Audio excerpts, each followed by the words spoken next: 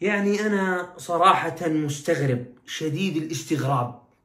في كم طالب طبعا يذكر على الأصابع، 50-60 طالب قدمين شكوى علي عند الإدارة. يعني غريب. وترى أنا مش زعلان، اوعى أحد يفكر إن أنا زعلان، بالعكس أنا بعرف حالي، بقدم عملي بكل صدق.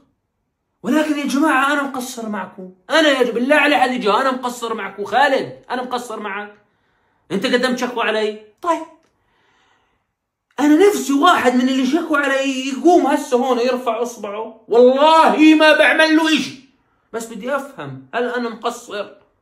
وأنا يا جماعة والله ما أني زعلان، مش زعلان بالعكس، ولكن قسما بالله العظيم إلا الأسلوب من يوم وطالع يتغير. كل واحد يطلع ورقة وقلم قدامه بدنا نعمل كويز مفاجئ، اوعى حد يقول لي إنه هذا له علاقة في الموضوع. أنا مش زعلان. خالد طلع برا، خالد طلع برا.